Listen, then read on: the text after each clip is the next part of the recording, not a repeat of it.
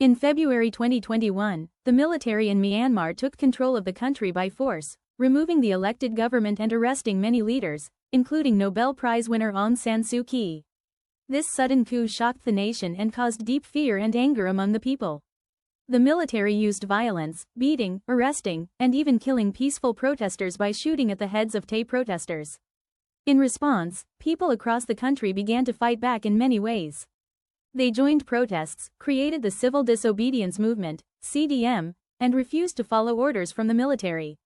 Young people, especially Generation Z, played a major role by organizing, sharing information online, and using their creativity to spread the message of resistance.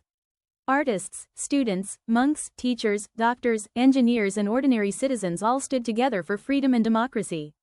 Even though they faced danger, they continued to fight with courage and unity. This movement became known as the Spring Revolution, showing the world that the people of Myanmar would not give up their dream for a free and peaceful future. February 2021. A country wakes to the sound of boots and gunfire. The military has taken control, shattering the voice of the people, dragging elected leaders away in the dead of night. Aung San Suu Kyi, gone. Hope, under arrest. Fear spread like smoke. Anger burned like fire. And yet, in the heart of Myanmar, the people refused to bow. Music swells slightly, they filled the streets, holding banners, singing songs of freedom. The civil disobedience movement was born. Teachers walked out of classrooms. Doctors laid down their stethoscopes. Engineers, workers, shopkeepers, all saying with one voice, "We will not serve tyranny." Generation Z led the charge. They marched, they painted, they posted, they turned hashtags into battle cries.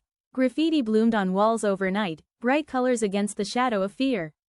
Art became their armor, creativity, their weapon. But this was more than youth rising up. It was monks in saffron robes. It was farmers in the fields. It was parents holding the hands of their children, saying, "This is for your future." And beyond the borders, the movement did not end. Exiled sons and daughters of Myanmar stood on the streets of London, Tokyo, Sydney, New York, week after week, flags in hand, voices unshaken.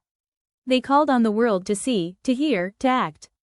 They spoke of the killings, of the arrests, of the cruelty that violates not just Myanmar's people, but the very laws of humanity. Music builds toward hope. The Spring Revolution is not just history, it is alive. It is the sound of courage in the face of bullets, the sight of unity in the shadow of fear, and the unbreakable truth that freedom, once awakened, cannot be silenced. Myanmar's people continue to stand. At home, in exile, together, they carry one message for the world. We will not surrender. Not today, not ever. The pressure of the coup, justice is what is needed now. Justice while the whole world was watching. I continually cultivate the ground of peace for myself and others, and persist, mindful and dedicated to this work. May I know that my peace and the world's peace are not separate, and that our peace in the world is a result of our work for justice. May all beings be well, happy, and peaceful. Still, the journey is not over. Many still suffer, many still fight. But we hold on to each other, to memory, to justice, because we believe a free Myanmar is not a dream, it is our right. So, we keep painting, we keep protesting, we keep praying, because the road to freedom is long, but every step forward is a story worth telling. This is ours. This is Myanmar's Spring Revolution, and the world will remember. We, the diaspora from exile, will remain loud for the people whose voices are unheard in Myanmar. Fight back! Stand tall! New day!